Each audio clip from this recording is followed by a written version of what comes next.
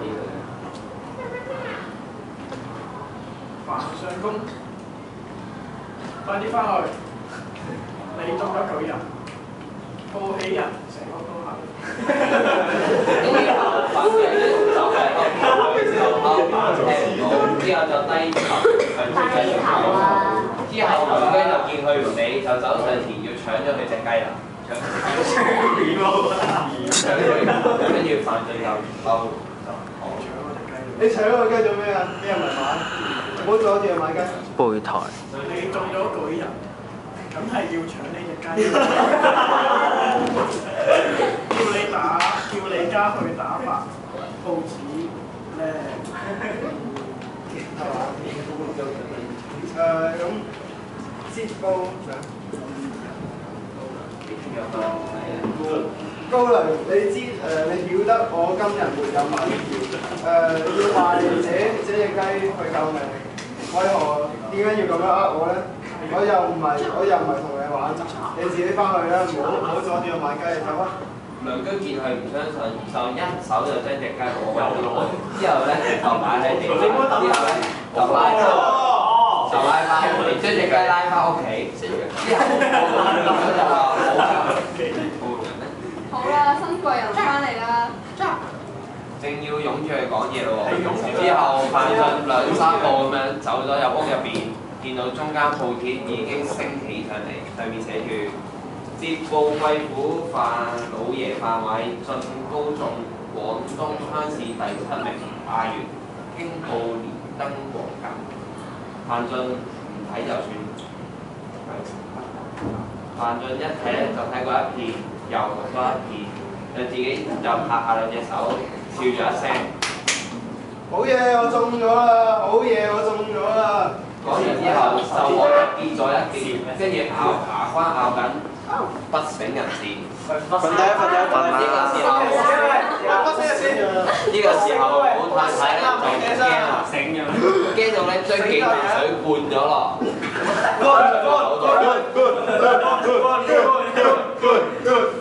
之後范進又爬咗起身，又拍下手，敲下笑。好嘢，我中咗啦！我中咗啦！好嘢！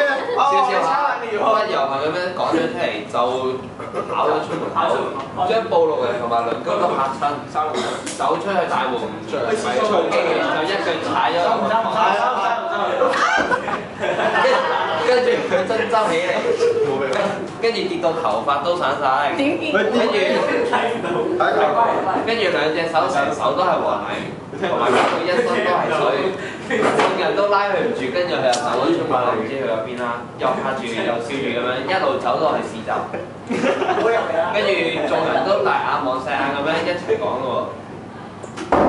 原來咧，新貴人咧都喜了啊！高喜了啊！之後老太太喊住咁講。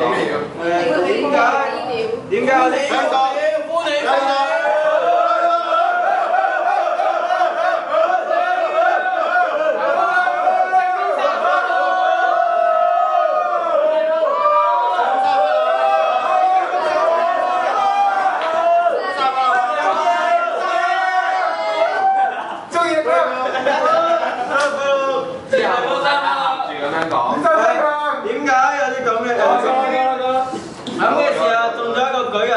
就得到咁嘅絕病，呢一個黐線唔知幾時好返。跟住佢老婆護士就話咯係這一封口，唔使講嘢。孫大頭，朝頭早仲好地地，做乜超出嚟就有呢個咁嘅病？唉，都唔知點算好。跟住其他鄰居就勸佢，就勸阿老太太咯。退縮。鄰居咧，退曬邊啲鄰居？鄰居啊，知嘅。鄰居啊，老太太睇自己心慌啊！攬住佢，老太太咯，攬住，要攬住咯，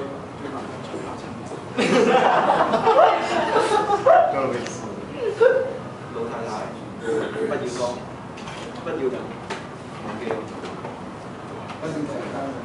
邊個老太太啊？我咪係咯，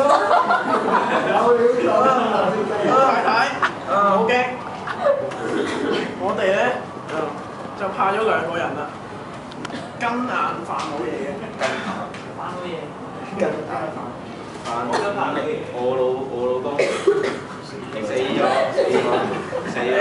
我哋咧而家呢個眾人家攞啲雞啦，攞啲蛋啦，攞啲酒，攞啲米咧。呢度報紙上嘅老爺咧，skip 咗。好講完。當下眾鄰居都有攞啲雞蛋嚟，有啲攞白酒嚟，有啲咧就擔咗幾袋嚟，都有啲捉咗兩隻雞嚟。之後犯罪嘅娘子就哭哭啼啼咁喺廚房入邊執嘢，攞到去草棚之下。跟住鄰居又搬咗啲台凳嚟請報路人坐低一齊商議。報路人。我咧就有個主意，唔知得唔得？一條。係咯。公主坐低。擺飯先。完啦。我講完。講多次得唔得？跟住眾人又問咯喎，如何主意？然之後有個人就話，有個人就話：法老爺平日可以有最怕嘅人嗎？跟住佢咧就因為歡喜得滯，就所以咧就談勇上頸，就搞到佢鬼迷心竅。而家就只要佢怕嘅呢個人打佢一巴咧，咁咧就會將打佢一巴，就將佢吐有啲血出嚟咧，就明白到咧報路人講嘅嘢就唔係錯。之後眾鄰都拍拍手咁樣話佢喎。拍拍手啊！好，唔使鼓掌啊！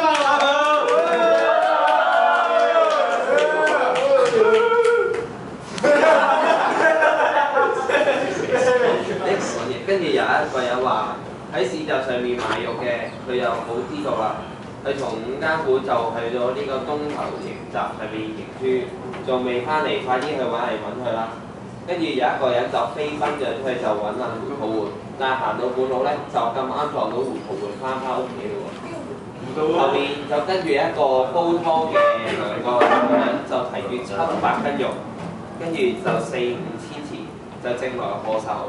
但係咧入到門咧就見到老太太咁樣喊住同我哋講咗一番説話，胡桃喎好砌咁樣講。係啊！難道自己等冇福？之後外邊嘅人就一片請阿胡老爺嚟呢度講嘢咯。之後胡桃會就將肉同埋錢交俾佢個女。之後走咗出嚟，之後眾人都同佢咁樣商議，跟住胡桃會就話咯。雖然係我老細，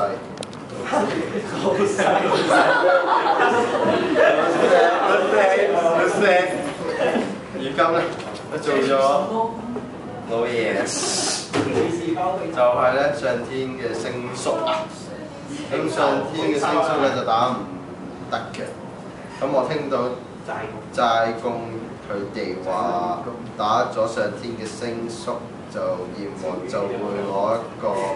咪攞去打100個鐵棍，再發一個18重地獄，永遠都唔可以翻身。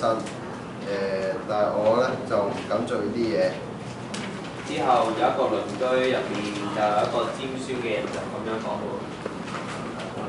尖酸啊！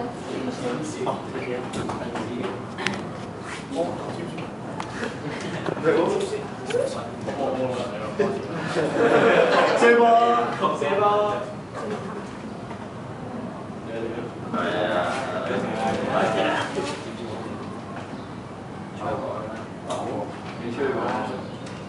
白魔，胡老爺，你每日殺豬嘅刑身，白刀指進去，紅刀子出來，閻王都唔知叫判官喺簿上面記你幾千條規，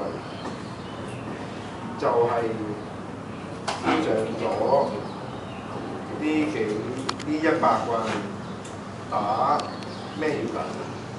指恐怕、指恐你，唔係指恐把鐵棍打完了，都唔算呢筆帳來，或者你救咗你對世嘅命，點王